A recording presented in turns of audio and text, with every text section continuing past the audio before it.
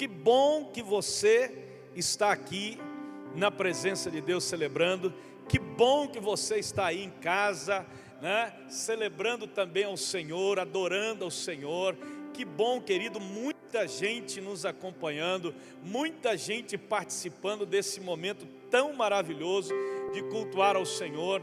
Eu sei que muita gente, algumas pessoas têm medo, estão ainda com receio, outras estão dentro do grupo de risco, né? Algumas aí ainda não vieram, mas nós respeitamos isso, viu? Nós respeitamos o seu direito de estar aqui, ou não quero estar, pastor, tenho receio, tenho medo, ou eu estou dentro do grupo de risco, não há problema, nós estamos junto com você, em nome de Jesus. Mas eu quero dizer uma coisa para você, né?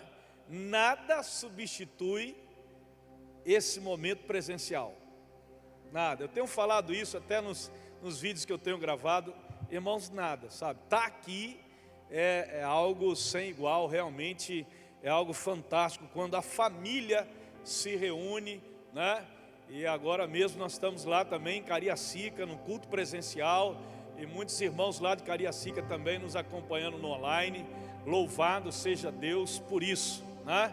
Vamos continuar avançando, a igreja não para, aleluia, a igreja não para, mas daqui a pouco, irmão, nós vamos tirar essas máscaras, em nome do Senhor Jesus, amém, queridos?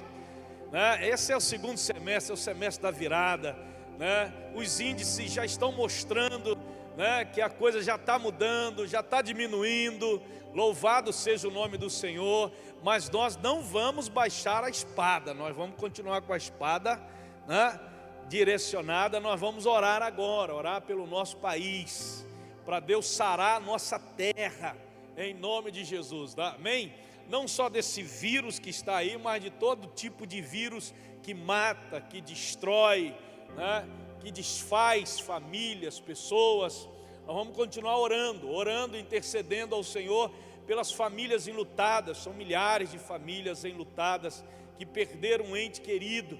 Nós vamos orar por eles em nome de Jesus. E a igreja do Senhor fazendo a sua história para a glória do nome do Senhor. Então eu gostaria de convidar você, meu querido, meu irmão, que está aqui, para levantar um clamor a Deus. Você que está em casa agora, fique em pé também, levante um clamor a Deus, ao Senhor, pela nossa nação e por essas famílias.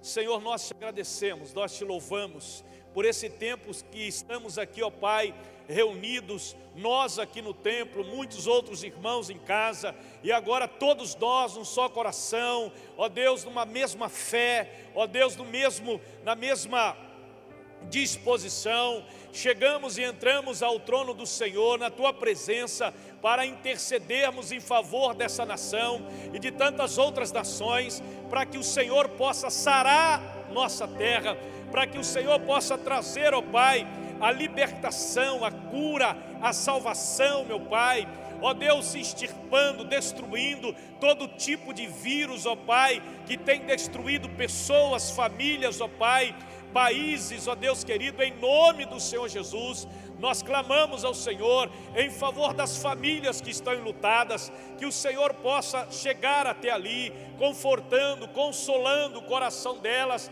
que elas, ó Deus, não desfaleçam, mas que elas continuem crendo, ó Pai, e adorando ao Senhor, porque mesmo que as coisas não aconteçam como nós gostaríamos que acontecesse, o Senhor continua sendo Deus, ó Pai. Por isso nós oramos declarando a bênção e a vitória do Senhor, aleluia, em nome de Jesus, amém, igreja? Amém, igreja? Glória a Deus, amém, aleluia, né? Estou doido para ver o rostinho de vocês de novo assim, é muito bom estar com vocês, viu?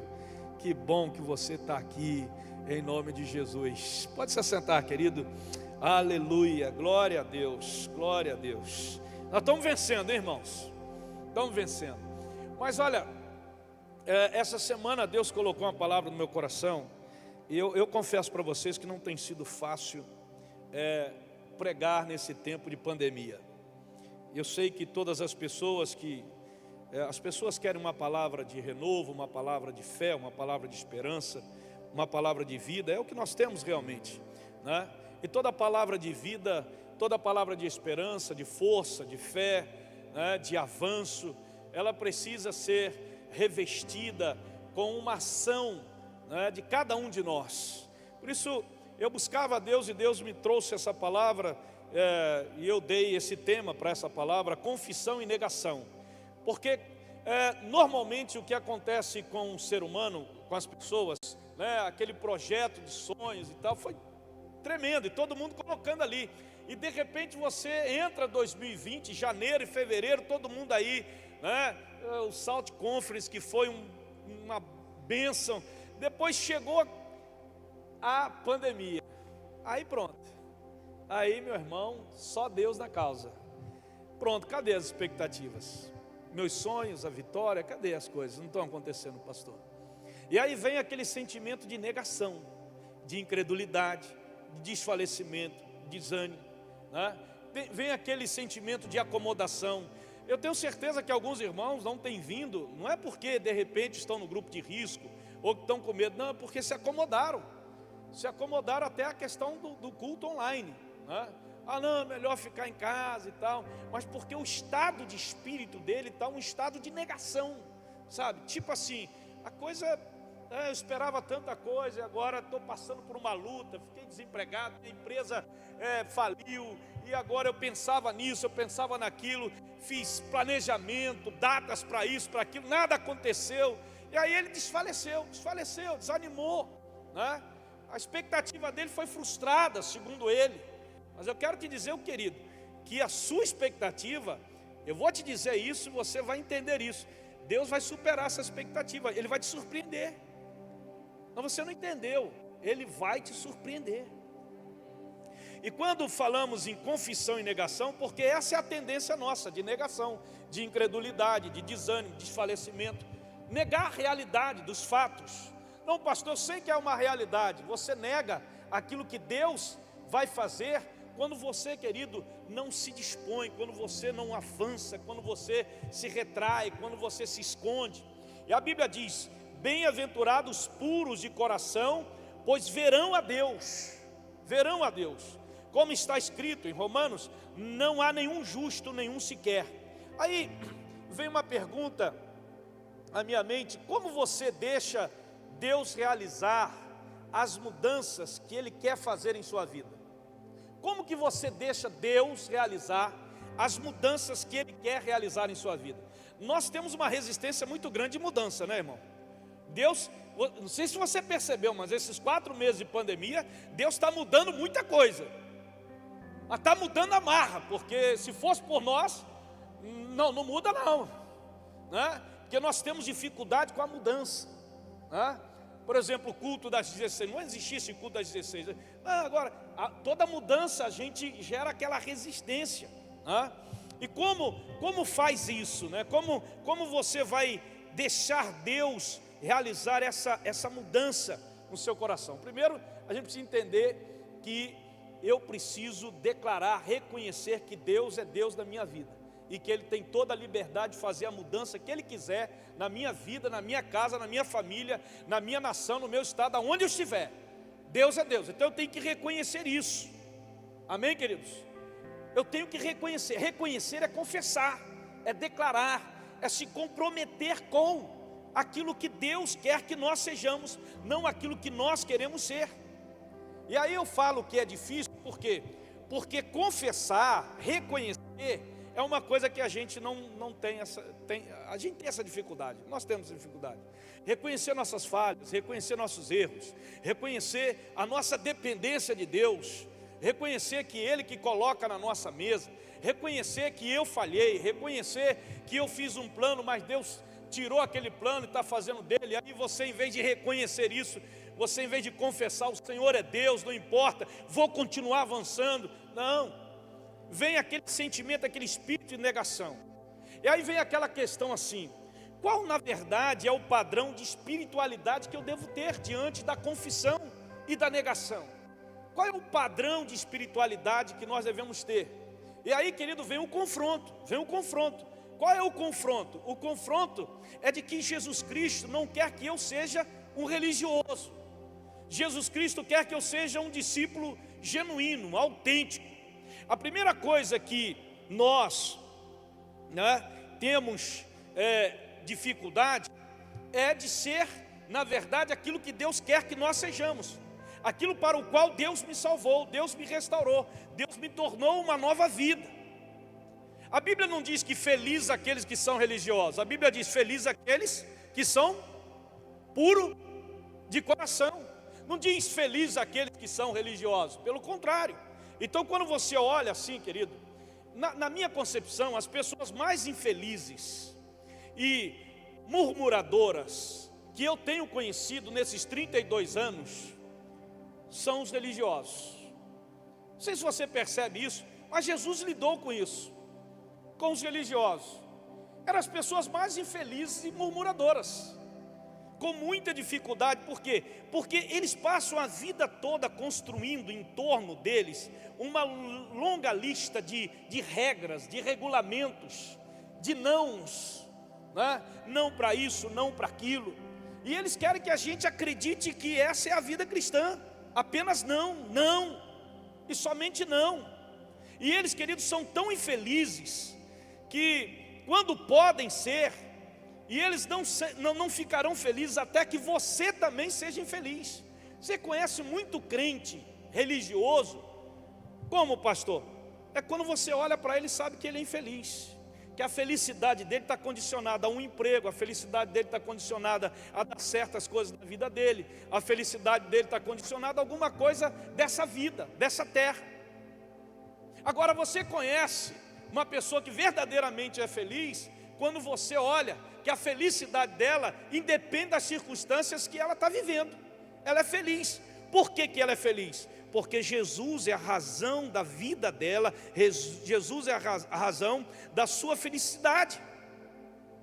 O religioso, ele parte para regulamento, para regra, para rituais, não é verdade? Para atividades religiosas. É assim que ele faz. Você vê muitas vezes que o religioso, querido, ele, se não estiver fazendo alguma coisa na igreja, ele fica desesperado, porque ele não sabe. Para ele tem que fazer. Eu quero dizer para você que Deus não está preocupado com o que você faz, Deus está preocupado com o que você é. O que você é mais importante para Deus. Na verdade, é essencial para Deus. E é essa a dinâmica, sabe, daquele que confessa, daquele que reconhece, sabe? Ah, pastor, então eu não posso dizer não. O não, querido, é circunstancial. O sim é a regra. Eu vou repetir, o não é circunstancial. Para algumas coisas eu digo não, mas na maioria das vezes eu digo sim, porque o sim é o que o Evangelho me ensina. A vida cristã, querido, não tem a ver com proibições. A vida cristã tem a ver com liberdade, e liberdade com compromisso. A vida cristã, a igreja não pode ser conhecida por aquilo que ela proíbe. A igreja tem que ser conhecida por aquilo que ela celebra. Então quando que a igreja é conhecida, querido? Ela tem que ser conhecida por aquilo que ela celebra. Celebra a vida, a paz, a fé, sabe, a transformação, a mudança, o Cristo que está em nós. A igreja tem que ser conhecida assim. Quando você sair daqui hoje, desse culto, sabe, você vai sair mais alegre, você vai sair mais fervoroso, você vai dizer assim, que maravilha, glória a Deus. Aí sua mãe, seu pai, seus irmãos, seus amigos, amanhã no serviço, eles vão ficar assim, mas o que está havendo? É porque eu sou a igreja celebra. A igreja, ela não é conhecida por aquilo que ela proíbe brinco, ela proíbe tatuagem, ela proíbe, você não pode usar calça, você pode usar saia, você pode usar isso aqui, você não pode usar, você usa cabelo comprido, você usa cabelo. A igreja não pode ser conhecida por aquilo que ela proíbe, ela tem que ser conhecida por aquilo que ela celebra, e ela celebra a vida, ela celebra a paz, ela celebra a salvação, ela celebra a cura, ela celebra a vida, a salvação, é isso que ela celebra. Essa é a igreja que Jesus quer. Tanto é que Jesus em João 10:10 ele diz, eu vim para que tenham vida e a tenham plenamente. Na verdade o que Jesus deseja é que eu seja autêntico. Confessar é ser autêntico, reconhecer é ser autêntico. A religião, querido, ela esconde a sujeira, ela proporciona o medo, ela proporciona a prisão, a frustração, proporciona isso. Infelizmente, nós temos muitos religiosos vivenciando isso hoje dentro das igrejas. Então qual é a decisão de hoje, pastor? A decisão de hoje, meu irmão que está aí do outro lado, é confessar. Confesse os seus pecados uns aos outros e ore uns pelos outros, para que sejam curados.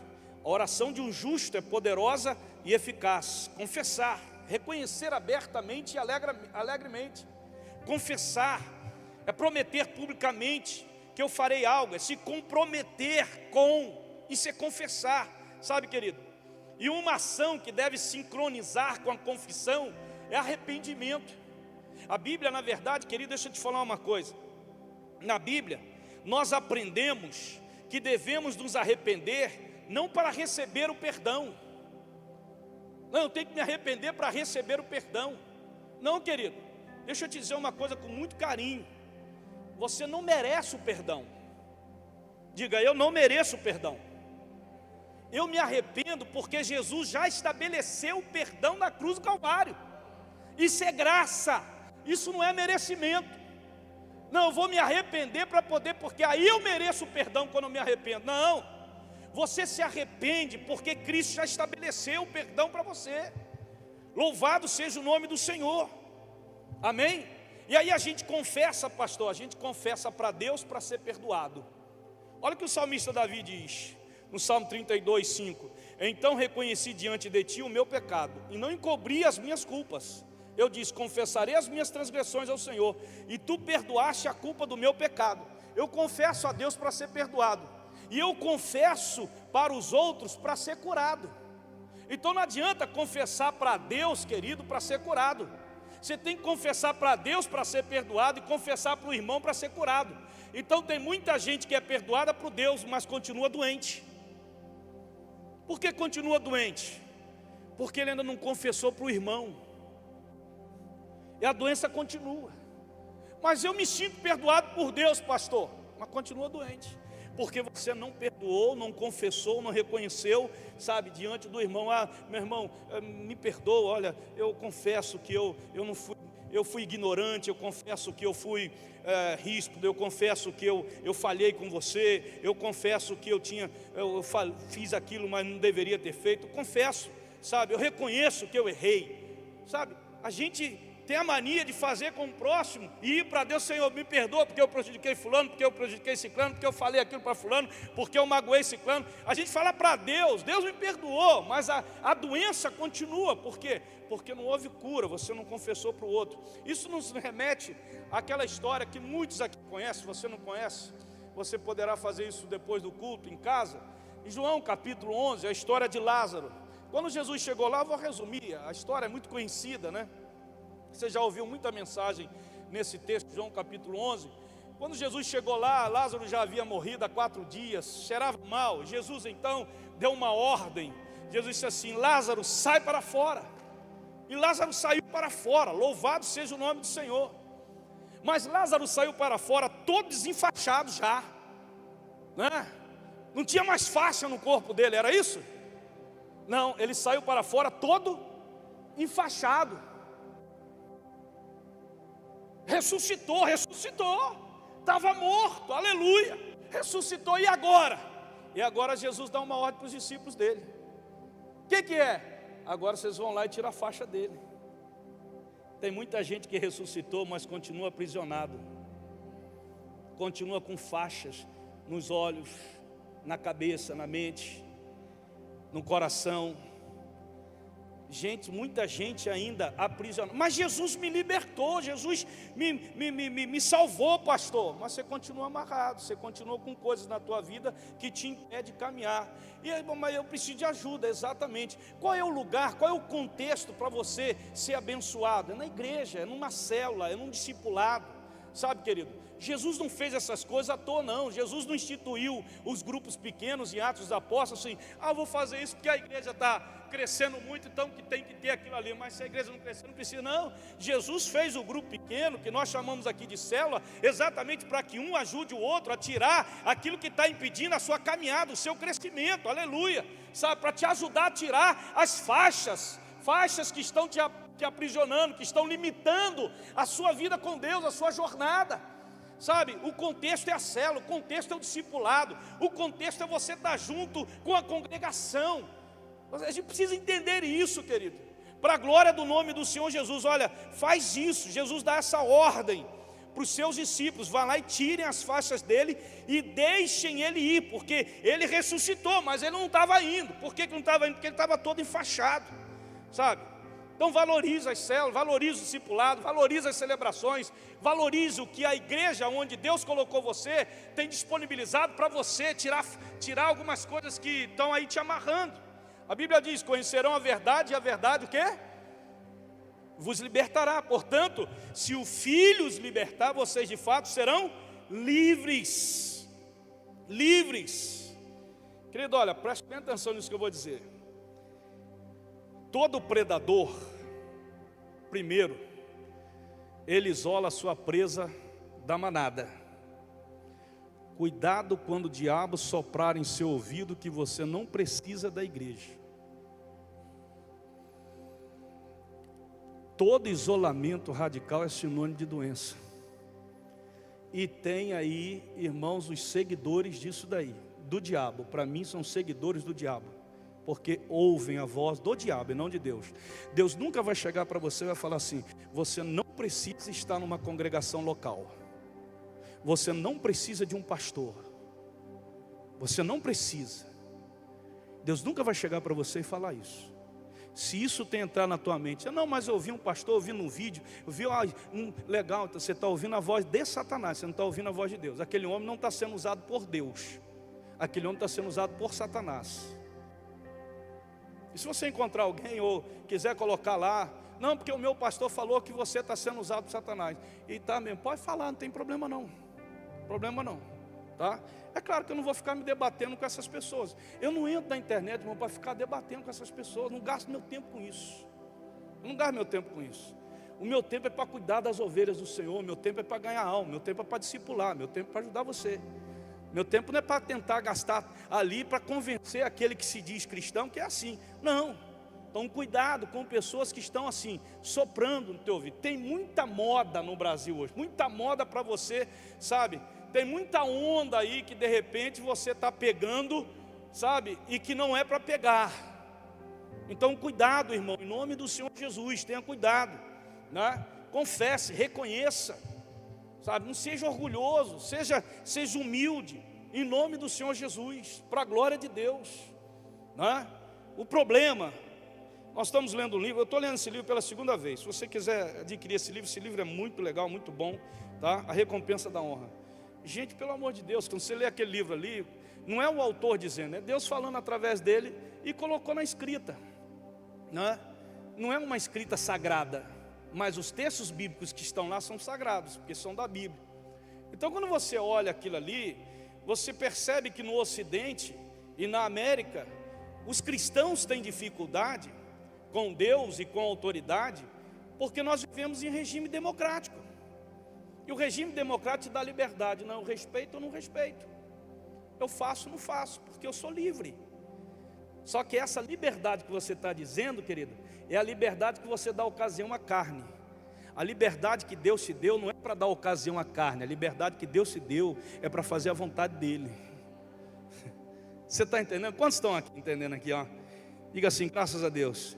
Então cuidado quando o diabo em seu ouvido, sabe, soprar aí, tá, você não precisa de igreja, você não precisa de pastor, você não precisa estar envolvido com uma igreja local. Cuidado, irmão, isso não é de Deus. Não abandone a congregação onde você está, diz a Bíblia. Então vamos rasgar esses textos. Então confesse, não negue.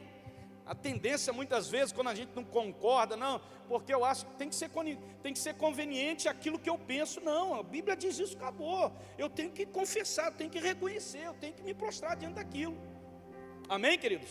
Agora, pastor, o que me motiva a confessar e a ter um coração 100% puro? O que me motiva? Eu vou te dar 4 motivos aqui. Primeiro, a bondade de Deus. Diga: Deus é bom, né?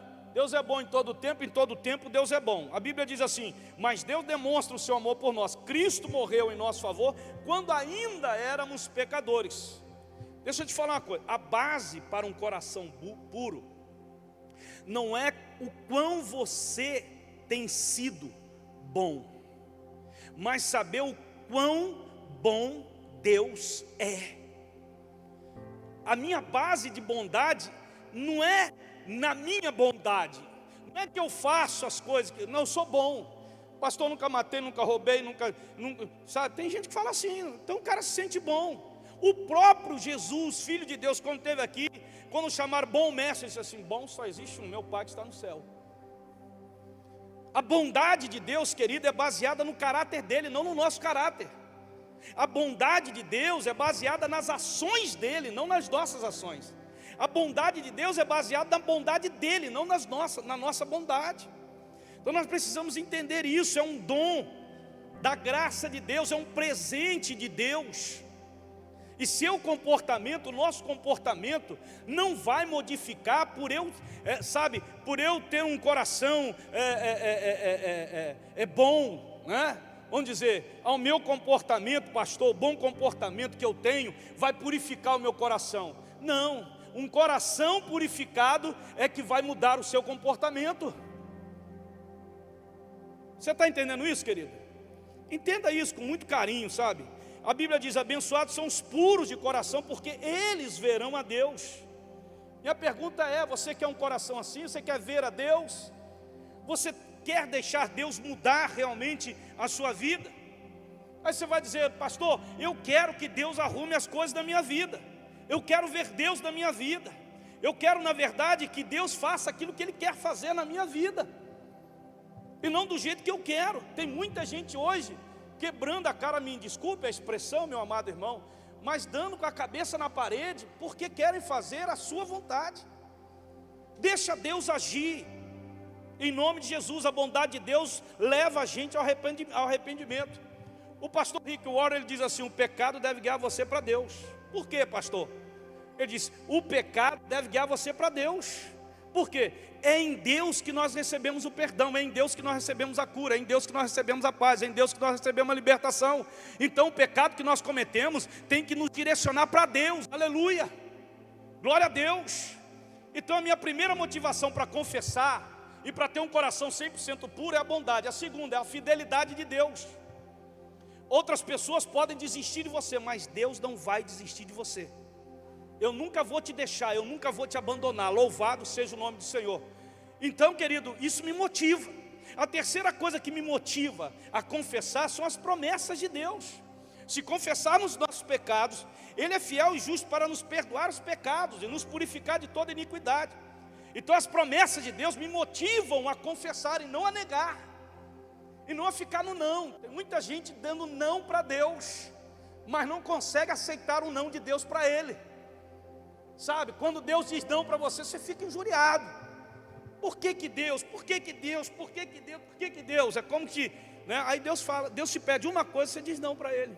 Não, não posso por causa disso, não posso por causa daquilo. Eu não posso, não pode por causa do seu orgulho, da sua vaidade. Não pode, querido, porque muitas vezes nós estamos pensando é somente em nós mesmos, no nosso bem. Só vamos dizer sim para Deus, querido, quando nós deixarmos de pensar em nós e pensarmos nele, pensarmos no próximo. Aí você vai dizer sim para Deus, né? Então tira essa questão da negação, te motiva aí, sabe, a confessar as promessas. E por último, aqui das motivações é o poder de Deus. Por isso digo, vivam pelo Espírito, de modo nenhum satisfarão os desejos da sua carne.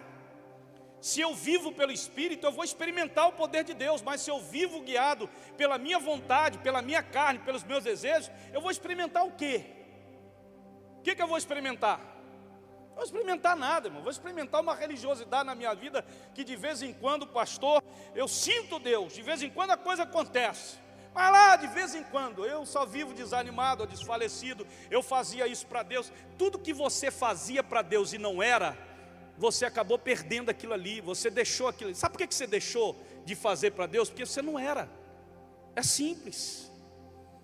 Ah, pastor, não vou mais servir, não vou mais fazer. Sabe por quê? Porque você não era. É simples isso, irmão. Eu nunca deixei de fazer para Deus, sabe por quê? Porque eu sempre fui. São 38 anos, 32 de vida de pastoral. Sabe, nunca deixei. Por que eu nunca deixei? E quantos amigos meus deixaram? Porque não eram. Por isso que Deus está mais preocupado no que você é hoje, do que você faz para Ele. E aí eu quero encerrar, querido. E vou pedir para você ficar em pé em nome de Jesus. Você que está em casa, fique em pé também. Eu sei que em casa é mais difícil, né? Em casa a gente fica mais acomodado. Mas deixa eu te dizer uma coisa. Quando você entra na confissão e não na negação, quais os benefícios que experimento, pastor, por ter um coração assim? Deixa eu te falar aqui. Você vê a Deus. O que é ver a Deus, pastor? Significa ter uma vida livre. Eu sou livre. Sou livre. Sou livre. Ser livre é ser leve. Ser livre é assim, é ser leve. Estou satisfeito. Estou contente. Tem comida? Não tem. Estou satisfeito. Estou contente. Tem muita comida? Aleluia. Estou satisfeito. Estou contente. Tem doença? Tranquilo. Estou leve. Tem saúde? Estou leve. Não adianta. Ser livre é isso. Você continua sendo leve porque você sabe que Ele continua sendo o seu Deus. Ele não deixa de ser o seu Deus. A gente pode trazer o exemplo de Jó aqui. Amaldiçoa-se teu Deus e morra. Está louca, mulher, você está louca. Ele continua sendo meu Deus. Quando eu tinha 10 fazendas, quando eu tinha 10 filhos, quando eu tinha um monte de coisa, Ele era o meu Deus. E agora que eu não tenho nada, Ele continua sendo meu Deus. A minha vida é livre, eu sou livre. Uma vida livre, querido, é uma vida inabalável, é uma vida constante, é uma vida perseverante em Cristo. Uma vida livre é uma vida vitoriosa, é uma vida abundante, de progressão, aleluia, de crescimento, de avanço. Uma vida livre é uma vida de restituição, restituindo. Deus restitui aquilo que o diabo levou na nossa vida, aleluia. Deus vai restituir para você. Uma vida livre é uma vida ensinada, é uma vida de compartilhamento de experiência com as pessoas, aleluia. Ver Deus é ter essa vida livre. E aí eu concluo.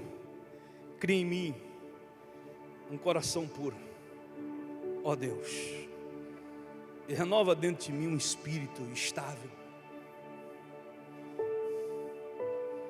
O Espírito do Senhor não é um espírito instável. Hoje eu estou, amanhã não estou. Não, é reto. Sabe quem disse isso? O rei Davi, você sabe disso. De repente há pessoas aqui que ainda não são salvas. É a hora de você entregar sua vida a Jesus. De repente você está aí do outro lado, nos assistindo. De repente você precisa largar essa vida de religioso e se tornar um verdadeiro seguidor de Jesus.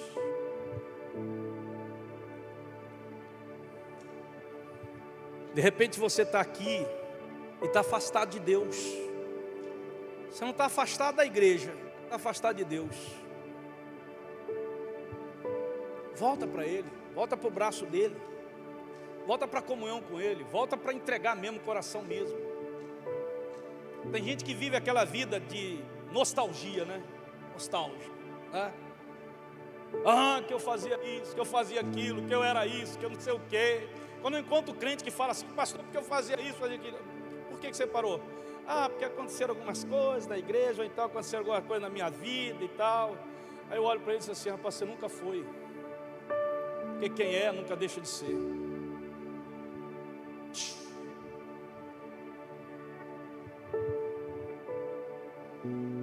É dura a palavra, mas é essa aí. Se você encontrar outra palavra, encaixa ela aí. Eu não sou diferente de vocês, eu não sou especial. Sou de carne e osso igual a você.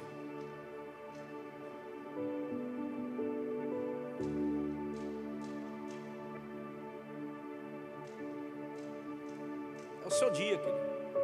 É o seu dia. Confesse, não negue, se quebrante, se entregue. Tenha um coração puro, um coração reto ao nosso Deus. Deus tem coisas grandes e firmes para fazer em e através da sua vida. Espera que esse segundo semestre é o semestre da virada. Essa é a nossa expectativa e eu creio nisso. Agora eu quero declarar que Deus vai nos surpreender. Aqueles que são. Louvado seja o nome do Senhor. E eu sei que você está aqui porque você deseja sim experimentar tudo isso e mais um pouco do que Deus tem preparado para você. Amém? Então confesse. Põe a mão no teu coração. Pai, em nome de Jesus eu quero abençoar a vida de cada irmão que está aqui, de cada irmão, de cada pessoa, amiga, amigo que esteja aqui no culto, aqueles que estão no outro lado, na câmara, no online, em casa. Que o Senhor seja também agora com cada um deles, ó Pai. Que cada um deles assuma, ó Deus, o seu compromisso e tome uma decisão a partir dessa palavra, dessa mensagem. O coração de cada um deles seja tomado pelo Teu poder. Que a Tua unção seja sobre eles, para a glória do Teu nome, Senhor. E que essa palavra, ela não seja esquecida, mas ela cumpra o propósito para o qual ela foi designada e ministrada nessa noite, para a glória do Teu nome, Senhor. Eu oro por eles, eu abençoo a vida deles, para que essa semana seja uma semana abençoadora, Pai, porque eles sairão daqui mais felizes do que chegaram, para a glória do Teu nome, confessando, declarando, motivados a confessar, tendo realmente, ó Deus, vendo o Senhor, para a glória do Teu nome, Senhor. Nós oramos em nome de Jesus. Amém, queridos?